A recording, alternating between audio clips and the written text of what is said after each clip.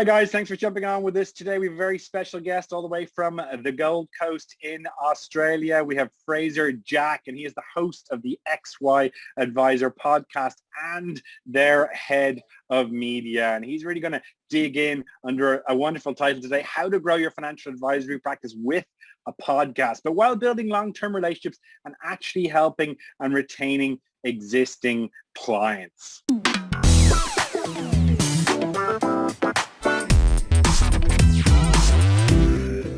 Hi, Fraser. Thanks for jumping on with us today. G'day, Paul. How are you? I'm very well, thank you. It is great to hear from you all the way from Australia. Now, I know you're not Australian by background. You're a Kiwi, so I won't make the mistake of calling you Australian. I understand the subtle difference. Now, what I love about your story, Fraser, is you have a very interesting background. Now, you are a financial planner by trade, but you started your career as a chef, so you did a little bit of time in the kitchen, then you went into financial planning and sort of cooking up plans for people, and now obviously you're into media, podcasting, and so on. So you've had quite a kind of checkered career. How did that work? I mean, that seems like a huge leap, no? I can't believe you can't see the natural progression between hospitality, being a chef, working in kitchens, crazy hot conditions, under lots of pressure, to becoming a financial planner. I think it's just a normal natural progression. I can't believe there's a shock at all. No, it sort of came about really from the idea of that. I was cooking in kitchens. I was actually working as a self-employed chef, working around a lot of different kitchens, and I knew a lot of people, and I was the one that was giving them all financial advice. And I have to say, as a chef, or insert occupation like Uber driver here, you can give amazing financial advice without any documentation, without any file notes, without any dramas, and then you go and you get qualified, and all of a sudden you realize it's not that easy after all. I love it. Certainly it was an interesting change. It was just following my passion, really. So you worked as a financial planner, you obviously understood that industry, you got your qualifications and so on. But, again, you've kind of gone to the dark side to a certain extent, in terms of going from financial planning, and now you're into the media, podcasting, marketing side of things. Again, for me, that's a very unusual progression. Most of the advisors and planners that I meet, marketing and media and so on is not normally where their passion lies. They would normally run a mile from everything like that. So how did that come about? Yeah, I guess even if I go back further, at school I was a numbers nerd. I loved numbers and math, and then becoming a chef. I think that was my creative part, where I was really getting creative around trying to come up with different ways to make things work and fit. And then planning, I got to see obviously the financial plans, but also the human element around you dealing with your clients, right? So, and to me, I've sort of been chopping backwards and forth. A lot of what I do now, it's around marketing, it's around media, but it's also around understanding what makes human beings tick from the financial side of it through to the decision-making process. We all make emotional decisions, and if you're done any type of marketing, you understand that consumers make emotional decisions. Great financial planners aren't always numbers people. Great financial planners are ones that understand human emotions and can translate the technical stuff into layperson terms so clients can understand. And I think that's what great financial planners do, more so than just coming up with great plans, because let's face it, we have lots of people that can come up with great plans, or even calculators that can come up with great plans as we move through technology. But the translation of it and taking that plan and explaining to the client exactly what it means to them from an emotional level, from a values level, from a goals level, and getting them motivated and actually implementing and participating in the plan and taking responsibility for the things that they can control is the difference between what a great financial planner does and a good financial plan. And I totally agree. And one thing that I find quite interesting about XY, you guys have got quite a big mission. I mean, you need to explain this to me a little bit. So there was two things that I like. So the tagline that I saw was XY is home to thousands of financial advisors sharing and learning from one another to drive the positive evolution of financial advice. Now, I like that. That's lofty. That is clear. It's a big mission. I talk a lot myself that financial advice is quite outdated, and it does need to evolved. But what does that look like from your point of view? What's it evolving from, and what's it evolving to? Yeah, it's definitely an ambitious statement. And like I think with any sort of motivational statement around a business's vision, you really need to understand that it's, if you've got a great vision, it's one that will never ever be solved because it's always continuing. In Mm, my opinion. So, the idea around the positive evolution of financial advice is really just, as you've been through a lot of change, the legislation in Australia has just been one after another, after another, after another of change, mhm, pressure. And as everybody hates lockdown, it's kind of felt like lockdown for financial planners because it's been, mhm, you've got to do this and you're terrible and you've got to do that. And we're going to put all these extra regulations on you, even though you already do it. We're going to now throw this other stuff on top of you. And because of that, the mental health of financial planners in Australia is at an all-time low. And there's some new okay. studies coming out at the moment talking about the fact that, one in two are using alcohol to cope. One in sort of three or four have mental health problems around this sort of stuff. Mhm, So there's a massive mental health issue with mhm, regards to negative connotations by planners. And so it's mm, a bit not hard to find people being negative, and a news article come out when everybody will jump on and go, oh yeah, but blah, blah, blah, blah, blah. And because they're in this sort of spiral of cloud and mental health. So when we talk about the positive evolution, we're only looking at promoting positive conversation, positive stories, mhm, really thinking about that from that positive emotional state and mental health state to say, how do we promote the true value of financial advice, which I mhm, have a belief that the true value of financial advice is only really known when you know what the values of your client is. And then mhm, it's their value that you're talking about, not the value that the industry says financial advice provides, which is usually numbers, not mm, things like less stress, feeling better, feeling more comfortable, feeling more confident, feeling more certain, all those types of emotional factors, which are the real value of financial advice, but we don't quantify them because they're not, quantifiable stats. mm. They're emotional stats. So, um, yeah. So I think when I talk about the positive evolution of financial advice, we're all evolving. Some Mhm, of it's forced. Some of it's mhm. because you know what we actually take the legislation, put it there, and we're going to go a lot further. So the evolution of financial advice, but from our point of view, it's just the positive messaging and the positive evolution. And for me, there's probably a couple of different aspects to that. So the actual, as you say, positive messaging, the actual advisors themselves, but there's also the industry. Something I would talk a lot about is how outdated a lot of what happens in the financial advice industry, Australia or around the world, relying on the 1980s tactics, everything from flyers and sponsoring the local golf hole. And that's fine. And those were perfectly valid, in the 1980s. My difficulty is I'm still hearing about them in 2021. Now, not because they aren't a valid way of reaching people. There's just better ways to do things. Now, you know that. You've got a background in technology. You know all about advisor tech. I don't need to tell you. But for me, that's the big evolution that's happening from dusty, outdated, we haven't changed in 30 years kind of approach to, all right, we actually do need to embrace social media and other or newer ways of reaching people. So how does that sort of have a bearing when you get past the mental side and the actual well-being of the advisors themselves, into the industry overall?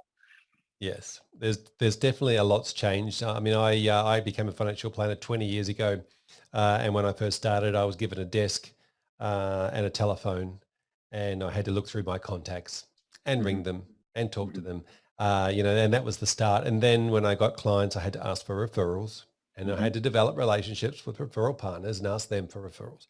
mm-hmm, And not a lot changed that much over the last sort of 15, 20 years, right? Until the technology came about where we could go, oh, okay, there's a much better way of doing it. We can build brand awareness, know, like, and trust using mm-hmm.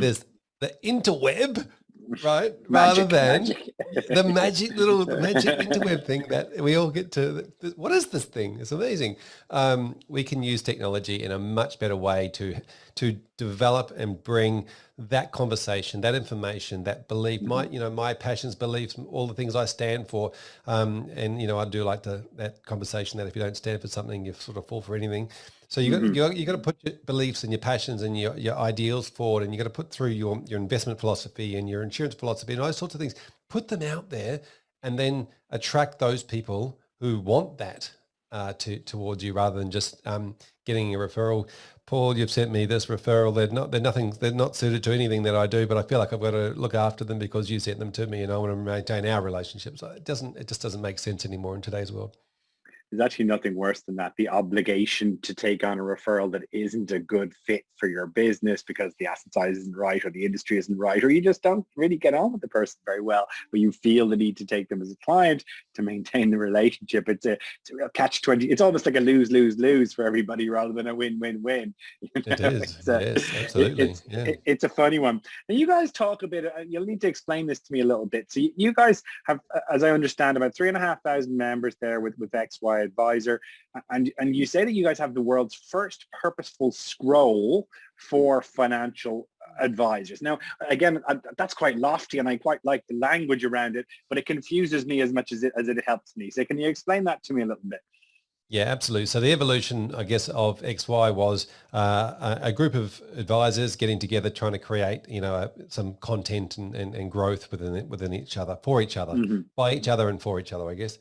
Then that moved to, the using technology, using, conversations, broadcasting it out back in the day when sort of before Zoom was even around, we used to create rooms and people would pop in and out and you could have these live conversations, all the way through to, setting up groups on LinkedIn, groups on Facebook, and running and maintaining large groups of conversations around advice and around the real issues that financial planners had in a sort of closed but safe environment. So, there was a lot of rules around it. Don't come in negative, don't flog your product, don't advertise, come in, be helpful. And then if you're not going to be helpful, you get chucked. Pretty much the rule, right? And Right. and so that was fine.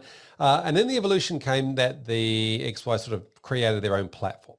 So their own platform, as in their own social media space, and ran coincide with Facebook, the page for a while, and then eventually cut the Facebook page out and moved everybody over to the platform. So it is a social media platform. It's an app. You can download it. You can join groups. You can join groups, from local, as in countries, or you can just, check out the main feed. There's all sorts of other options and rooms and bits and pieces. You can find stuff, and it's really around coming along, being part of a community, and sharing something. Because I think the way that communities work best is if you come along. And it's free. There is a paid version and you get a few extra things, but predominantly it's free and it's about giving. So come along to give and you will receive bucket loads back. And I think a lot of the conversations we have around what we do and what we get is around whether we're prepared to give and receive or whether we're just there to receive because we paid our money. And that's 100% in the mind or in the attitude of the person coming in. Not necessarily any reflection of the platform itself or what they got to offer.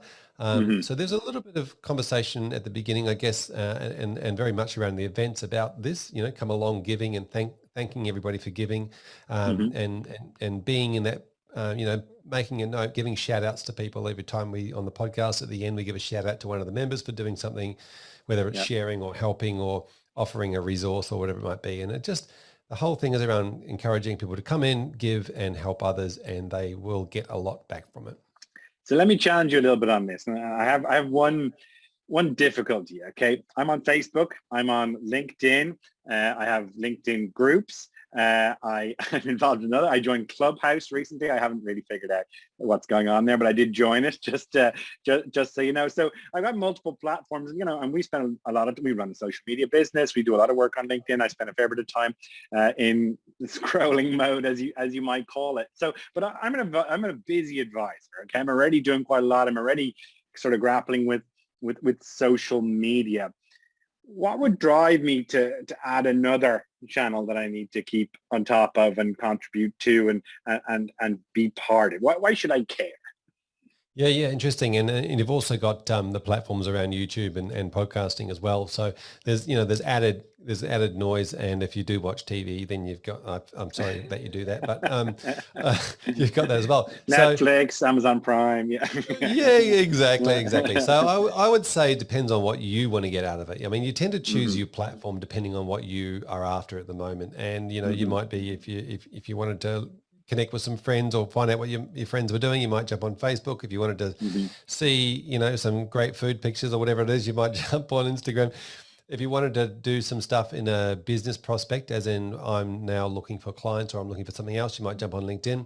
Yeah. And XY is where you go just for the safe environment around Hmm. just advisor to advisor peer Right. conversation. Hmm. So no ads is the scenario there. So you're not Okay. scrolling through a feed and getting every third thing's an ad or a little piece of sweet content here and there, and ooh, and then you're moving on. It's just generally, and I like to sort of mention it's sort of like a health food type platform where you go along, you go in there, and it's nourishment after nourishment after nourishment in decent conversations, genuine questions that advisors and planners might have, and everybody else just diving in and helping out. So yeah, Excellent. So, I think the answer is if you're an advisor looking for, I don't know, professional architects was your target market, you'd definitely find them on LinkedIn. That's exactly where you would go to find them. And you would spend time there building your own profile and making right. yourself look good in front of architects. But if you were wanting to talk to another planner, you wouldn't necessarily do it in an open LinkedIn forum. You Right. could do it in this forum where it was closed from, say, your clients. Right. So it's almost like a clubhouse, so to speak, for specifically for, planners and advisors and so on who are in the club to be able to essentially chin wag over a cold beer and kind of swap stories and get ideas in terms of growth of their business, but in a no pressure kind of environment. Essentially, would that be the way Yeah, to look yeah. at it? Safe space is the big thing. Come along, safe space, and Hmm. it's like at the beginning when you say stuff like that, there it takes a bit of conversation. No, that's not what we do here. We don't do selling, or we don't do. And Hmm. then after a while, the members regulate that themselves. Like Right. they don't want that, so if somebody does pop up and do that, they Self-police. get like, Yeah. no, Yeah. yeah, no, that's not what we do here. Yeah, sorry. I love it. So let's talk a little bit about podcasting, and I know this is something that you do a lot. Obviously the XY Advisor podcast. I know you're the host. I know it's been very successful. I know you've hosted previous podcasts as well. Yeah, I think you're involved in the Golden Space podcast too. So you're somebody who really kind of gets podcasting. You really get its value and so on. So for the advisors and planners and wealth managers in our audience, if they're looking at podcasting as something that they want to do, or they want to kind of improve their reach or get their content out there, and they're kind of grappling a bit with it, and most of the advisors I talk to, they do grapple with it. Nobody kind of just eases neatly into podcasting. It doesn't work that way. Okay, so can you maybe give them sort of 3 ways or 3 tips that might kind of help them if they were looking at maybe starting a podcast or getting into it?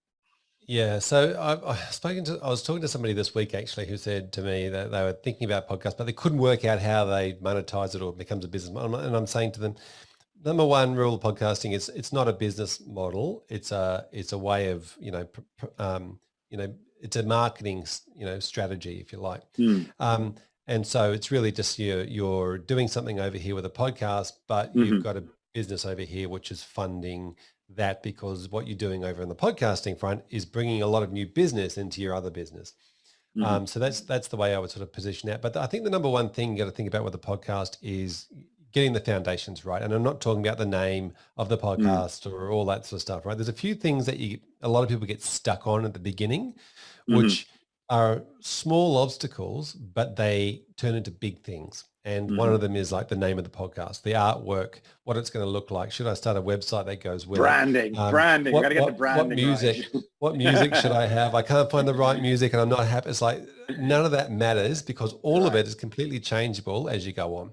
And I Hmm. also say that when you start a podcast, their first few episodes are the least listened to episodes that will ever be listened to. So it doesn't matter if they're terrible or bad or whatever, right? It's Right. like, so just the thing about the podcast is, and I think I've said this before, it's an overnight, you create this overnight success in the first, within 2 years. So it's about saying you need to start with, get a few runs on the board, start having the conversations, because Mhm. after you've done, 10, 15 episodes, the first few episodes just don't matter anymore. You don't even have to worry or think about them. You've now Mhm. learned how to talk, how to say what you Mhm. want to say, how to get your message across. So you definitely just got to start and worry about it later, because the first episode, you'll listen to, your staff might listen to and say how amazing it is, just to, blow smoke. Your Then, mother will listen to it. Yeah. yeah, I know your mother will say she listened to it, and then, but she didn't really, because she said, oh yeah, I watched that podcast. You're like, yeah, you don't watch podcasts, you listen to them. So I know you didn't. Um, and then after a while, it just clicks, and you can just do it every day. It's a bit like, to me, it's just around, very much around producing content on a regular basis. Mhm. I think that's one of the foundations, making sure that you set time and budget for it, Mhm. Mhm. for say 12 months to 2 years, not just Yeah. for the first month or whatever it might be, really committing to the long-term outcomes, because it's a trust building exercise. And I Mhm. think online, when, if our business is online, we build trust slower than if we're Mm. shaking hands and having a pint in the pub, right? Right. So if you're shaking hands with somebody, and in close proximity to them, right up to their sort of personal comfort zone, technically, as animals, we could attack each other, right? We could physically harm each other, Mm. if we want to do so. By not physically harming each other, we build trust really quickly. And if Mhm. we're smiling and doing other stuff, because we're in that close proximity. Online, like you and I on the other side of the world, you Mhm. can't physically reach down the camera and attack me if I start abusing you, right? There's the safety net, and because of that, we tend to build, and especially if we're watching a video and we know, or listening to a podcast and we know it's a one-way medium, not a two-way conversation, Mhm. as in the person who's listening can't respond. There is a safety in listening or watching a video, Mhm. but that safety means that trust is built over a longer period of time.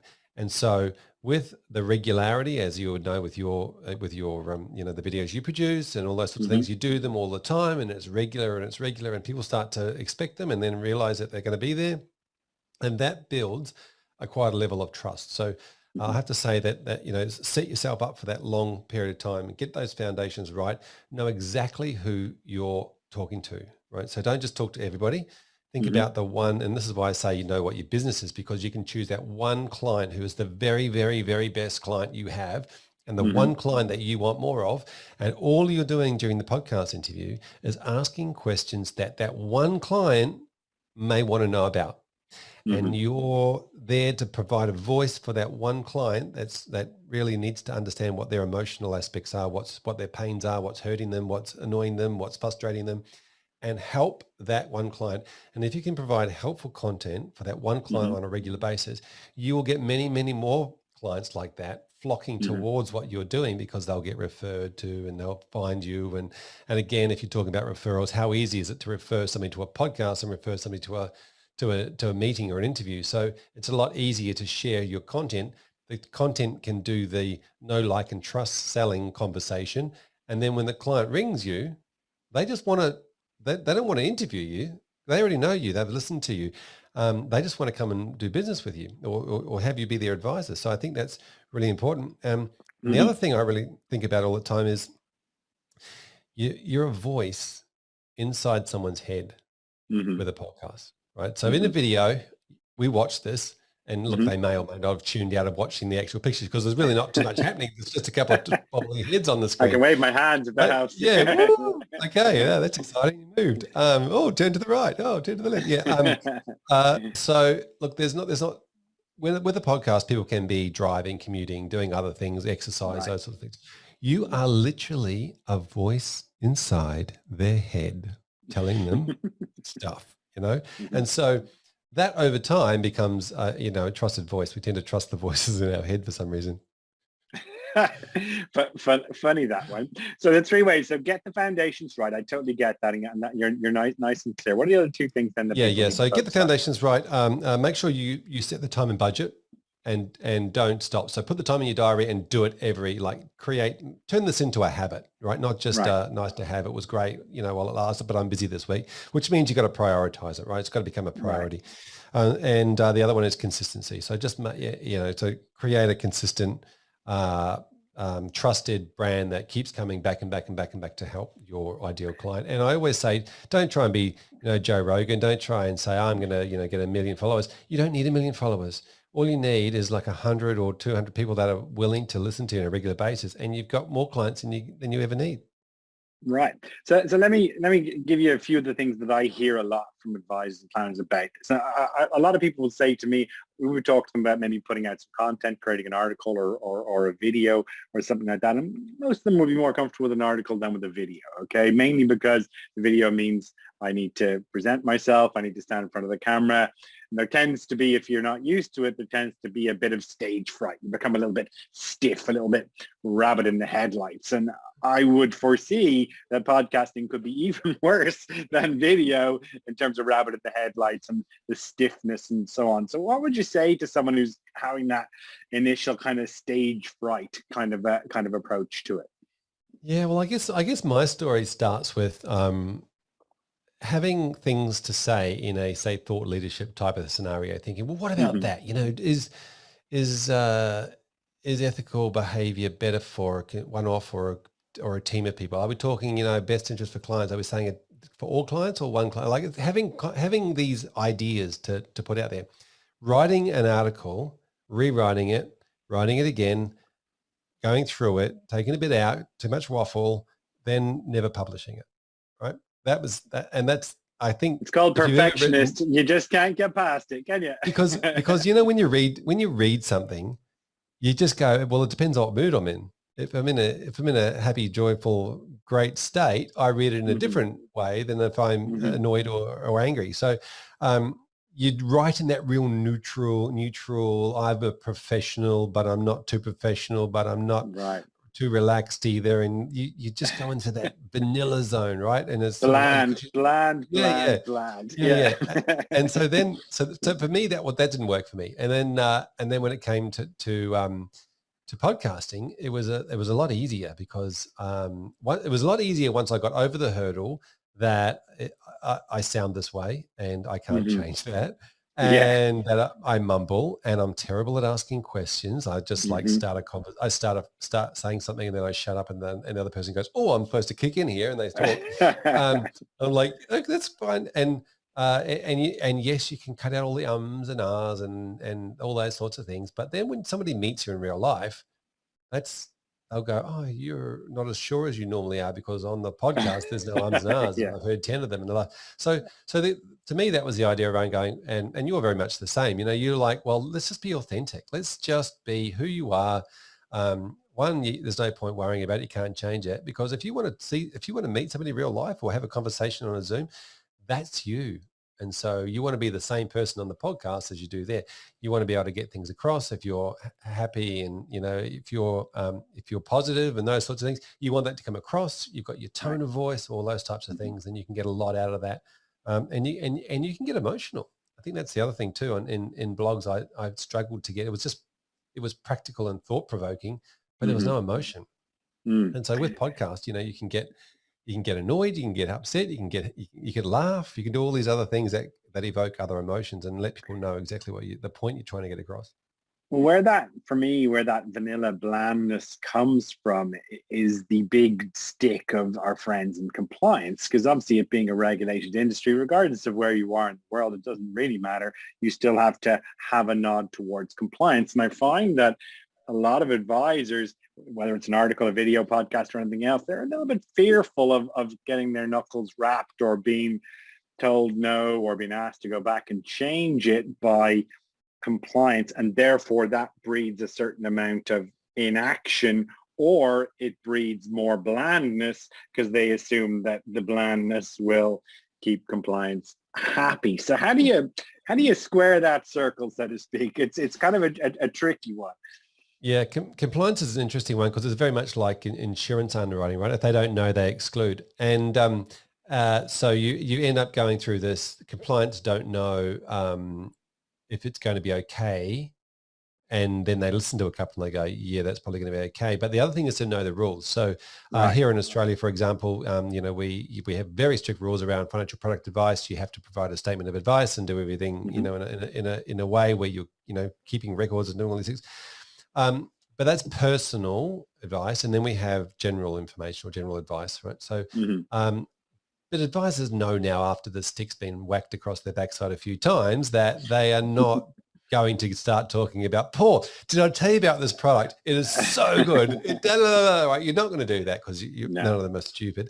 And the second thing is the rules around broadcast and open broadcast, when you do not know who is listening, right? So if I write an article in the newspaper and news and print media are all across this, I'm like, well, how come they can talk about the blah, blah, blah, and financial planners, if they did that, they'd be in jail? The answer is because they don't know or cannot know the personal circumstances of the person who is receiving the information. So there is almost like a media exemption, of which newspaper articles, magazine articles, and radio or podcast form part of. So here, for example, there is that exclusion or around that concept of, you're providing personal advice. It can only ever be classed as general because of that. And you can provide a general advice warning if you want to, if you're licensed for a financial services licensee. If you're not licensed for a financial services licensee, well, then you don't have to provide an advice warning, but you obviously you can't say anything. But the answer to that is we're not going to do things that are going to get us whipped or get us thrown off the air. We're there to be helpful. And I think that's what most people will do. And a lot of the time, when you're hosting a podcast, you're telling other people's stories anyway. And if you're interviewing somebody like you're interviewing me, for example, today, I think the people that are watching this or listening to this will go, well, Fraser's opinions are actually Fraser's opinions. They may not necessarily be Paul's opinions. So they're smart enough to work it out. But look, a lot of the time people do put a little warning on there saying, look, obviously, we don't know your personal circumstances. And if you want to chat about it, come and see me and we can chat about it. And the other thing that I've noticed is when financial advisors give their compliance team the podcast episode, the auditors get to know that advisor really well and start to form a good relationship. So they also buy into the know, like, trust conversation of the financial advisor. And then when your auditors come out, they're like, oh, we already know you do great stuff.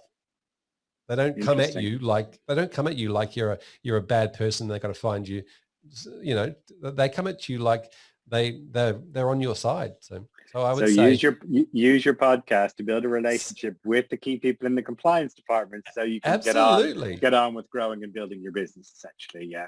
I've always been a fan of beg forgiveness rather than ask permission. Anyway, that's just been my kind of general approach to it. I think we understand each other on that phrase, don't we? Anyway, so the other challenge that again comes up a lot, and again when I'm talking to advisors about content, articles, videos, or anything else, I find that particularly with video, 97% of advisors just don't do it, whether it's because of time or compliance or not comfortable or whatever, can't get over the technology of it. They just don't do it. But the 3% that do it do an amazing job of standing out. It completely changes their relationship with their current clients. It changes their relationship with future prospects. It positions them as an expert in the marketplace. And it's a wonderful way to stand out in what is, let's be honest, a noisy market, So I love it when people kind of embrace it. And my thinking with podcasts is they're in the same category. Again, very small percentage of advisors actually embrace it and kind of roll with it. But the big objection that I would foresee, and I've heard this in relation to video as well, and you can tell me what you think, is, isn't this too much work? Where am I going to get the time? I'm already working 60 hours a week. I'd like to see my family a little bit. If I was to add in a podcast element to it, again, it's going to be another couple of hours a week, plus outsourcing and so on. How can I possibly work it into my schedule? Yeah, it's a very good question. And I guess, again, like anything, it's about placing value on it. And, I do right now two podcasts a week with XY. They two almost now long podcasts. I do a 30-minute catch up with people beforehand. So that's about 3 hours a week. And look, it probably, let's say it's 4 hours a week. So it's a half a day. So it's a bit of time and investment time.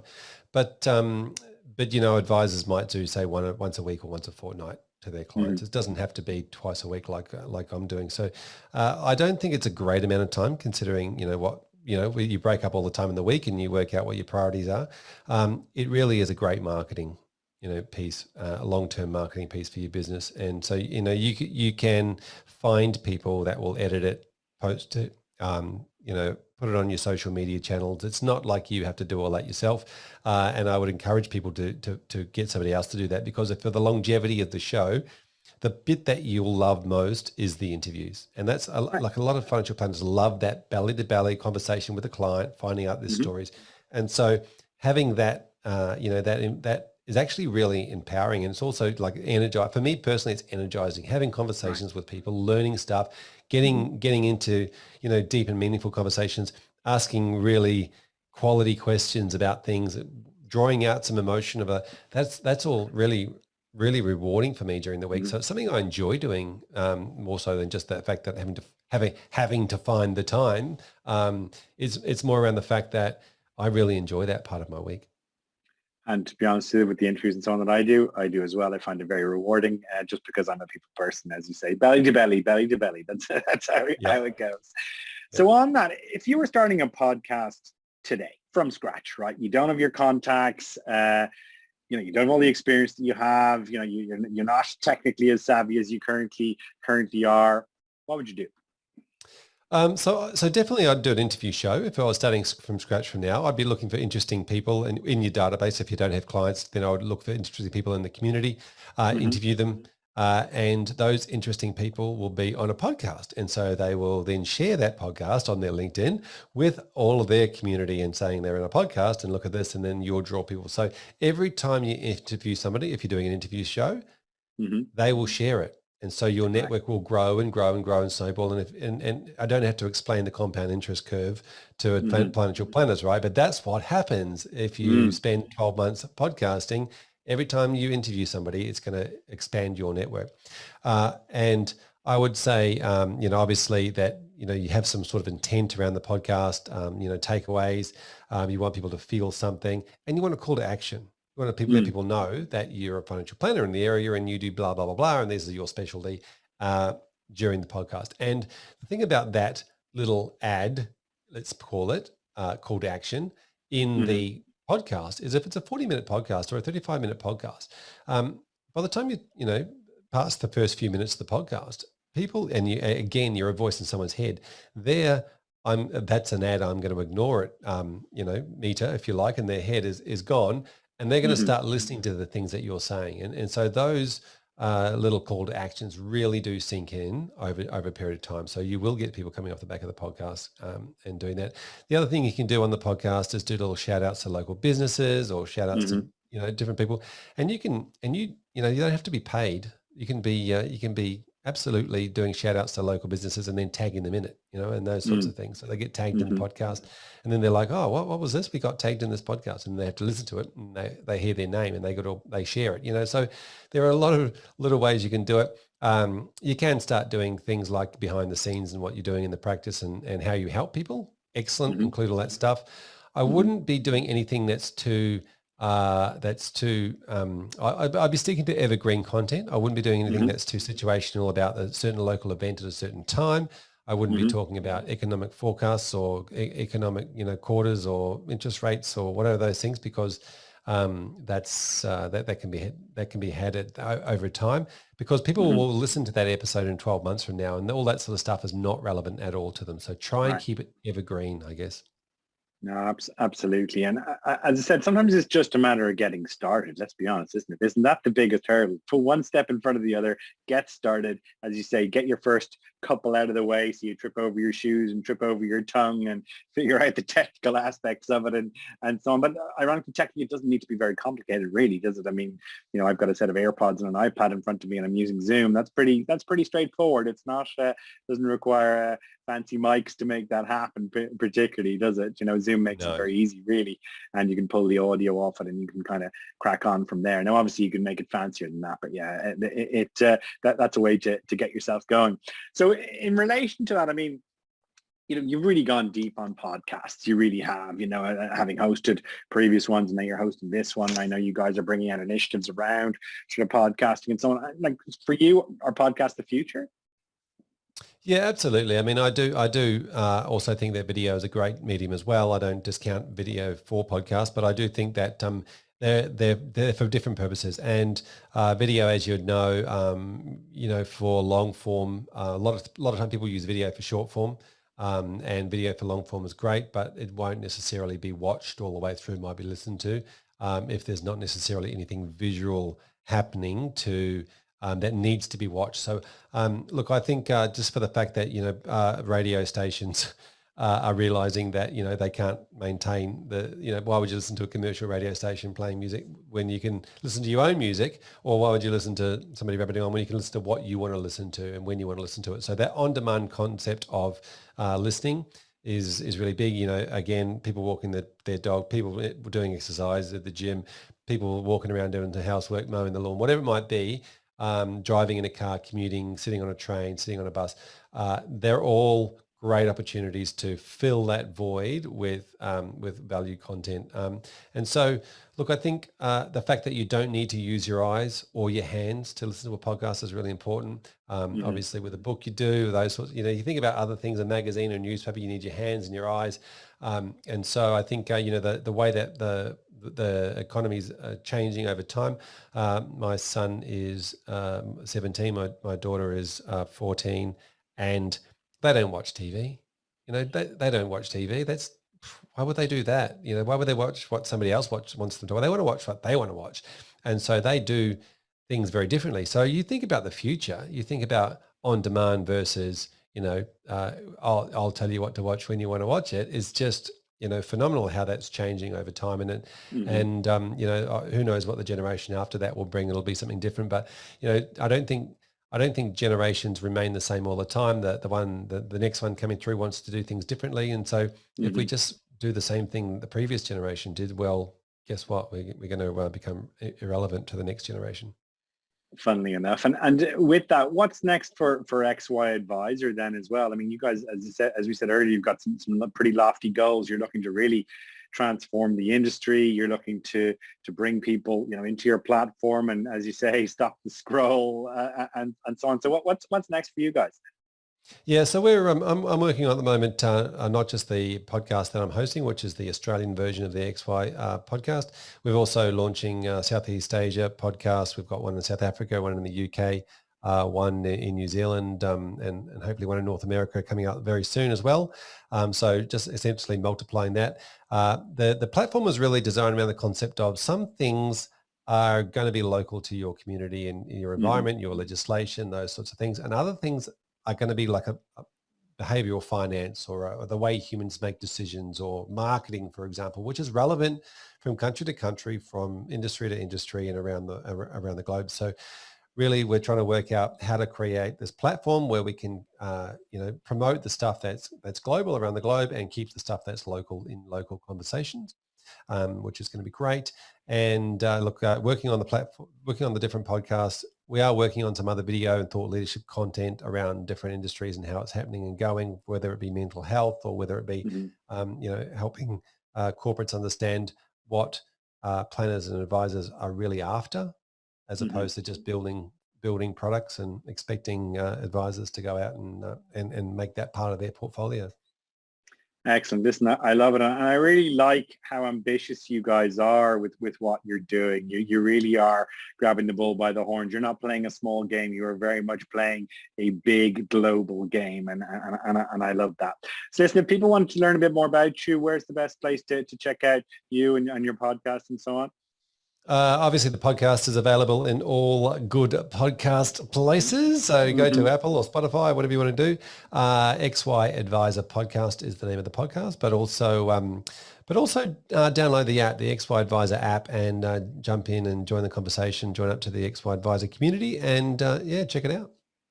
Excellent. Thanks, Fraser. I really appreciate your time today. Thanks for jumping on and for giving us your insights on podcasting. And hopefully, even if we convert one new advisor or planner to podcasting today, I think our work has done.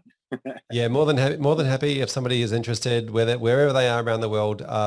Find me on LinkedIn, Fraser Jack on LinkedIn, and I'm more than happy to try and help you or point you in the right direction when it comes to launching your own podcast.